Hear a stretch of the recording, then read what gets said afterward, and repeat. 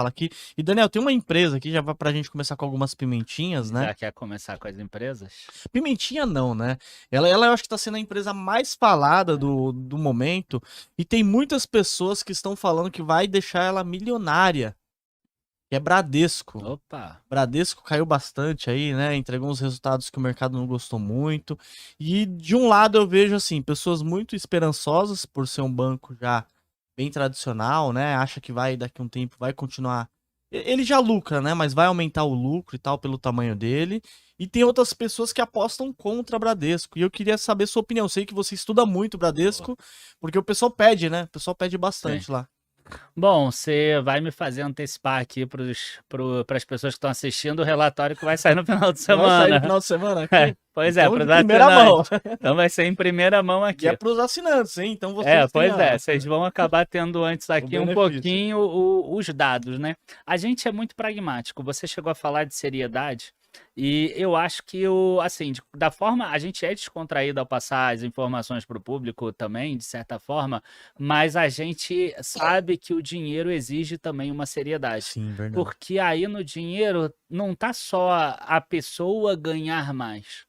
Tá talvez a faculdade do filho, Verdade. tá talvez a compra da casa própria, tá talvez o sonho de uma pessoa de viajar para um determinado lugar, tá às vezes uma família poder se reencontrar, né? Às vezes as duas pessoas moram longe e esse investimento faz com que as duas possam se reencontrar.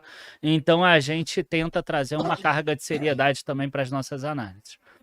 Com relação a Bradesco, a primeira coisa que eu preciso deixar claro para vocês é o seguinte: a não ser que você invista um valor absurdo em Bradesco, dificilmente ele vai te deixar milionário. É a primeira coisa que a gente precisa deixar claro aqui. Por quê? Porque hoje o Bradesco, mesmo depois de toda a queda, ele ainda vale, tá? Bradesco 4. Ele ainda vale em torno de 140, 145 bilhões de reais. Verdade. A maior empresa na bolsa hoje do Brasil é a Petrobras. Ela tem 13 bilhões de ações, vezes uns 41 deve estar valendo uns 530, 540 bilhões. Então, se você imagina que o Bradesco vai virar a maior empresa da Bolsa Brasileira, ele vai subir 4 vezes, não mais do que isso. Né? Eu não acredito nisso, mas é só para você ter uma noção. Né? Porque as pessoas, às vezes, elas investem e não têm noção. Eu já vi gente falando que o Bradesco vai a 100. Bradesco ir a 100 significa ele chegar em 1 trilhão de reais. Se é a primeira empresa brasileira a chegar em 1 trilhão de reais. Eu não acredito que isso vai acontecer, mas então eu gosto sempre de contextualizar a pessoa. Né? E às vezes o público não gosta muito quando eu dou essa porrada, porque o cara se sente sem chão, mas a real é essa. Agora, se você me perguntar assim, você acredita que Bradesco tem potencial de subir? Aí eu acho que sim. Não é a ação que vai te dar. Se você investir 700 mil em Bradesco, 800 mil, ok, ele pode te deixar milionário, porque esse upside ele pode chegar.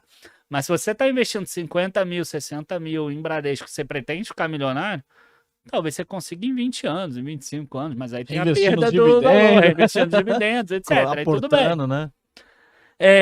Vamos lá, dados do Bradesco, tá? Os bancos eles têm uma grande vantagem para a gente que é analista, né? Que ele facilita muito o nosso trabalho.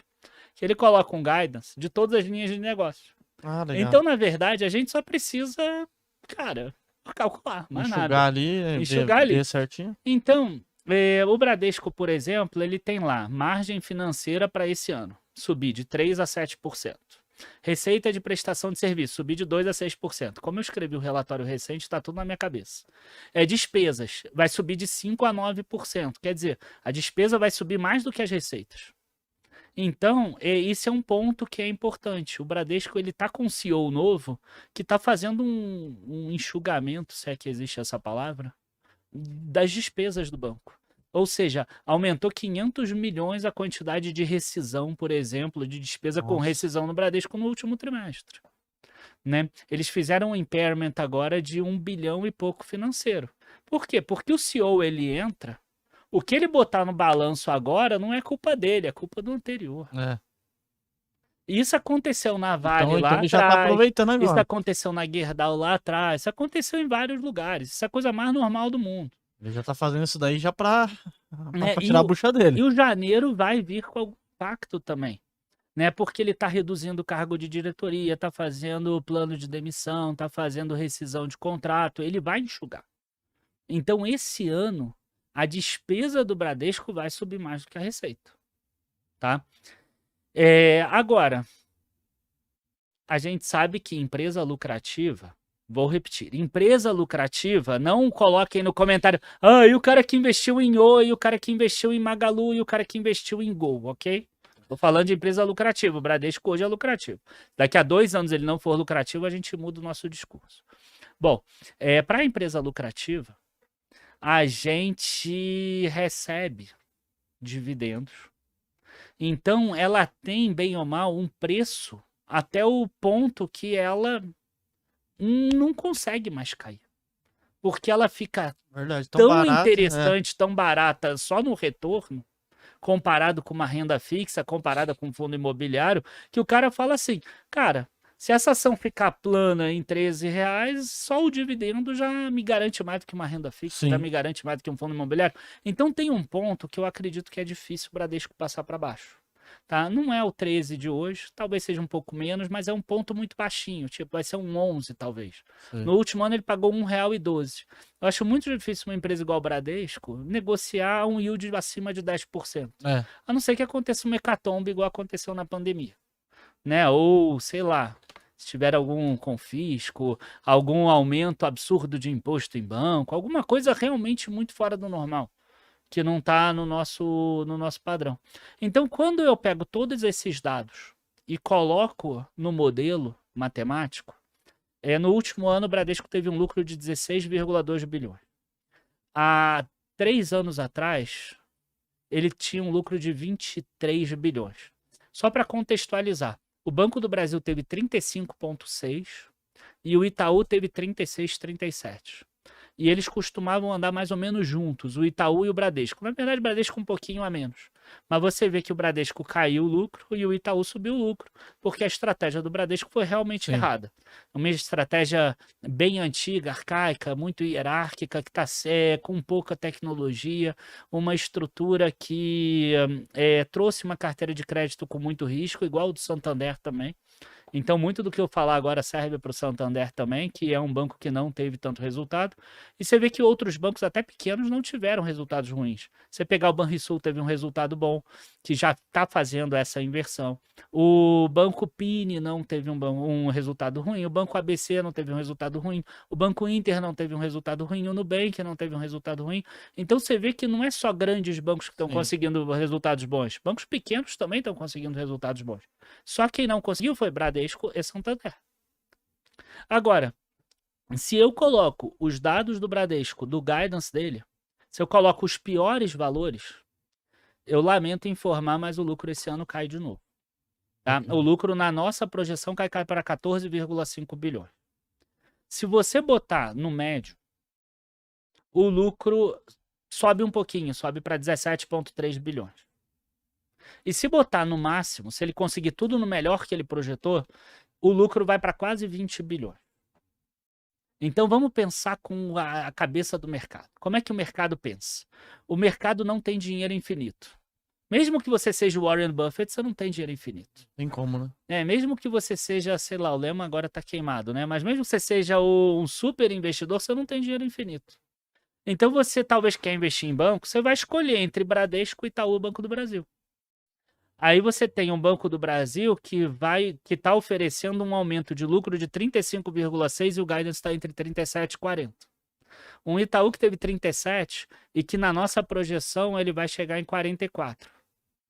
E o Bradesco que de 16,2 ele deve chegar para 17,3 na média.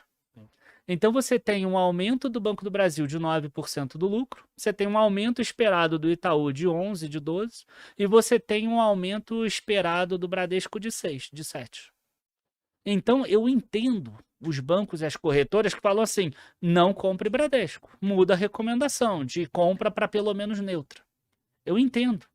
Por quê? Porque se você é uma pessoa, e aí vai um ensinamento grande, qual é a câmera? Essa aqui.